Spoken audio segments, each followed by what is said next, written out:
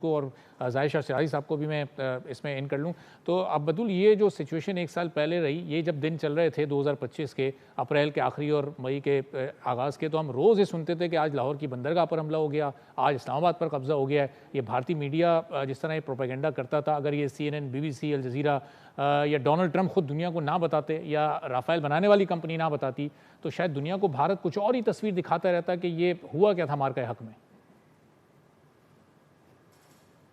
دیکھیں بالکل مجھے لگتا ہے کہ ہمیں شکر گزار ہونا چاہیے انڈین میڈیا کا، کیونکہ اتنے سٹریس میں جہاں پہ سیکیورٹی کنسرنز ہوں، Indian media kept us laughing، اتنا انہوں نے ہمیں انٹرٹین کیا ہے. تو میں تو بہت احسان مند ہوں انڈین میڈیا کی کہ وہ کیسے کر لیتے ہیں. یہ اتنا بیوقوف ہونے کے لیے بھی بہت سارا ٹیلنٹ چاہیے جو کہ صرف انڈین میڈیا کے پاس ہے.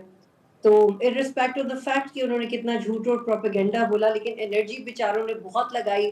دے میڈ شیور کہ وہ ایک سینٹر پوائنٹ بنے اور وہ جو بھی جھوٹ بولے سب اس کو دیکھیں.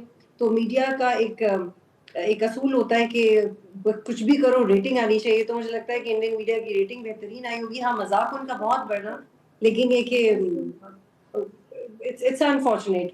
اور یہ ایک لیسن ہے، اور نیریٹو بلڈنگ کی بہت اہمیت ہوتی ہے نیشنز میں کہ آپ کا جو میڈیا ہے وہ کیسے بیہیو کرتا ہے. کیونکہ یہ ایک ایسا فیز پاکستان نے ایکسپیرینس کیا جس میں پاکستان کی سیاسی اور عسکری قیادت اور میڈیا بغیر کسی کوآرڈینیشن کے، نارملی ہم لوگ بریفنگز میں جا رہے ہوتے ہیں، نارملی کوآرڈینیشن ہو رہی ہوتی ہے، چند ہی گھنٹوں کے اندر جو یکسانیت، جو کنسنسس، جو یونٹی اور ہمیں نظر آئی ہے، یونانیمس ایٹیٹیوڈ جس طرح کا ہمیں نظر آیا، وہ نیچرل تھا. اور وہ اتنا اس میں ہم لوگوں کا ایمان ایک جیسا تھا، بھروسہ انسٹیٹیوشنز اور پاکستان کی عوام پہ ایک جیسا تھا. کہ آپ کو یاد ہے کہ وہ ہمارے ایک پاکستانی نے ساتھ میں ڈرون بھی گرایا ہمارے فوجی بھائی کے ساتھ مل کے. تو جو جذبہ تھا، جو انرجی تھی، وہ ہر جگہ پہ ایک تھی. تو میں تو جب بھی مارکہ حق کا ذکر کرتی ہوں، ایک بہت خوبصورت سی یاد ہے، لیکن دعا ہمیشہ یہی ہوتی ہے کہ ہم کیپٹلائز کریں اس اپرچونٹی کے اوپر.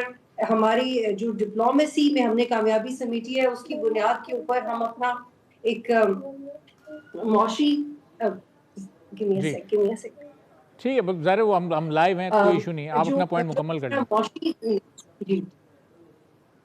جی میں یہ کہنا چاہتی تھی کہ جو ہمارا معاشی کامیابی ہے وہ اس پہ ڈیپینڈ کرتی ہے کہ ہم اس پہ کیپٹلائز کیسے کرتے ہیں. کیونکہ پاکستان نے جو جنگ جیتی ہے 4 دنوں کے اندر، اور ریسنٹلی آپ بہت دس اپرچونٹی ان لوگوں سے بات کرنا جو اس جنگ کا حصہ تھے ایئر فورس میں، تو انہوں نے کہا کہ ہم لوگ آفینسو ہماری طرف سے نہیں کیا گیا، اٹیک ہماری طرف سے نہیں کیا گیا، لیکن ہر وقت تیار رہنا کہ آپ پہ کبھی بھی اٹیک ہو سکتا ہے اور آپ نے ڈیفینڈ کیسے کرنا ہے.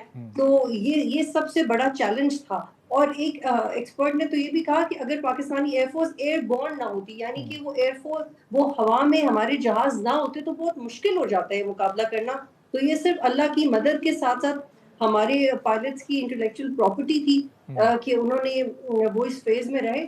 ادروائز اگر کوئی یہ کہتا ہے کہ یہ سب بہت پلان کر کے کیا گیا اور اس کی بہت تیاری تھی، ایسا نہیں تھا.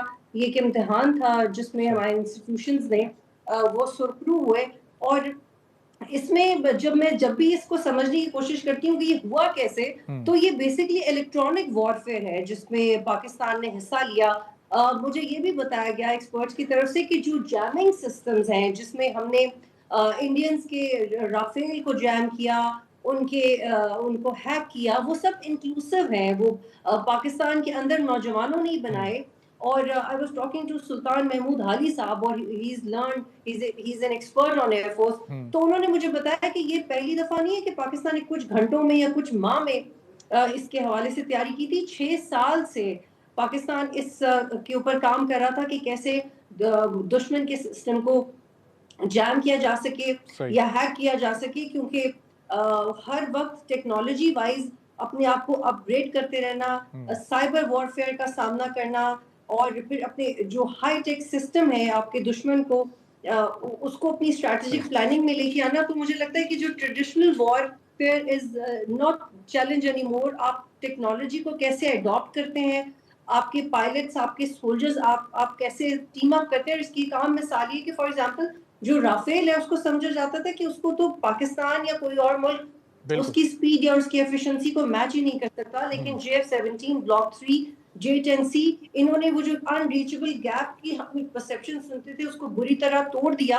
और सबसे ज्यादा फख्र की बात ये कि इंडिया भी एक न्यूक्लियर पावर है, पाकिस्तान भी है, लेकिन पाकिस्तान ने बगैर किसी न्यूक्लियर पोस्चरिंग के बिल्कुल इंडिया को डराया, चलें, बिल्कुल बतूल आपके पॉइंट बड़ा डिटेल से आ गया, तो ये उनको हम ज़रा आगे मैं आपकी तरफ वापस भी आता हूँ। ब्रिगेडियर इशफाक साहब, आपका बेहद शुक्रिया सर, आपने हमें वक्त दिया।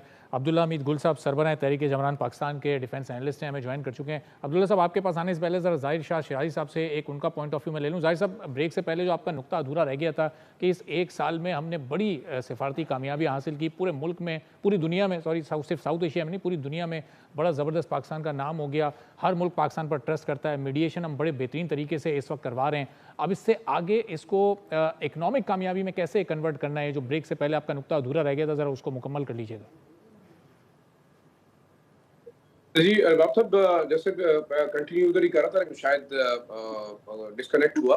देखिए इंपॉर्टेंट चीज़ क्या है, इंडियन जो वॉर है या जो मल्टी डायमेंशनल जंग हमने जीती, चाहे वो बेशक कन्वेंशनल वॉरफेयर से अलग एक मल्टी डायमेंशनल, आप एआई, इसमें आप इलेक्ट्रॉनिक्स, इसमें आप एयरफोर्स, ओवरऑल हम ये देखें कि कोई ऐसी वो कन्वेंशनल जंग नहीं थी जिसमें टैंक और तोपें एक दूसरे के ऊपर जो है चढ़ाई कर रही थी। बिल्कुल एक बड़ी जंग हमने जीती। लेकिन आगे क्या है, क्या हम समझते हैं कि हिंदुस्तान आराम से बैठा है? नहीं, हमारे वेस्टर्न बॉर्डर के ऊपर अभी भी जो प्रॉक्सी जंग है वो जारी है और वो बड़ी इफेक्टिवली जो है हमें न्यूट्रलाइज करने की कोशिश करी। आप देख रहे हैं कि इस जंग के बाद जैसे ही ईरान और इजराइल का कॉन्फ्लिक्ट खत्म हुआ, आपका वेस्टर्न बॉर्डर के ऊपर एक ऑल ऑफ अ सडन एकदम फिर फ्लेयर अप हुआ, अटैक शुरू हो गए, फिर इंट्रूजन शुरू हो गई, फिर क्रॉस बॉर्डर इन्फिल्ट्रेशन शुरू हो गई। और एक और चीज आप देखेंगे जो आपके खिलाफ वाटर वॉर हिंदुस्तान ने शुरू की है, बगियार डैम को उन्होंने बिल्कुल अनाउंस कर दिया और हमारी तरफ से रिस्पॉन्स भी बड़ा बड़ा क्लियर था। इसहाक डार साहब ने बड़ा क्लियर कर दिया कि ये जो है एक एक्ट ऑफ वॉर होगा और उसको अगर मजीद क्लैरिफाई करें तो Pakistan is likely to strike बगियार dam. तो ये एक आप देखें पिछले 30-40 सालों से हमारे खिलाफ इकोनॉमिक जंग थी और हम इकोनॉमिक जंग में मानना चाहिए कि हम इंडिया हमें हराता रहा है। उसने मिडिल ईस्टर्न मार्केट कब्जा की, उसने सेंट्रल एशियन मार्केट्स कब्जा की, वो अफगानिस्तान की मार्केट हमसे कब्जा कर चुका था, उसने चाबहार की बंदरगाह बना के वो हमें जो है उसने ऑलमोस्ट ट्रांजिट ट्रेड से जो है ना वो बिल्कुल हमें तकरीबन 7.8 बिलियन समथिंग ये तमाम ट्रेड वो हमसे छीन चुका था। आप देखिए अमेरिकन के साथ, यूरोपियन के साथ, इवन वो हमसे काफी आगे थे इन एक्सपोर्ट्स। अब देखिए असल चीज क्या है, पाकिस्तान आगे कैपिटलाइज कैसे करेगा? देखिए बड़ा अच्छा है, हम सेलिब्रेट कर रहे हैं, बतूल ने बात की, इससे पहले वजीर साहब ने बात की, बाकी लोग हम बड़ी खुशियां मना रहे हैं। आज बेशक शामियाने भी बज रहे हैं, फायरवर्क्स भी हो रहे हैं, रैलियां भी निकाल रहे हैं। This is a time to celebrate. आगे क्या होगा? मैं ये समझता हूँ कि इस वक्त हमारी जो मिलिट्री एस्टेब्लिशमेंट है प्लस हमारी जो सिविलियन गवर्नमेंट है, इट हैज टू रियलाइज, और मेरे ख्याल में शहबाज शरीफ साहब में बड़ा पोटेंशियल है। आप बिल्कुल इसको बटरिंग ना कहें, लेकिन जिस तरीके से पंजाब को उन्होंने डेवलप किया, लेकिन डेवलप पाकिस्तान। सब्सक्राइब करें और बेल दबाएं ताकि कोई खबर रह न जाए।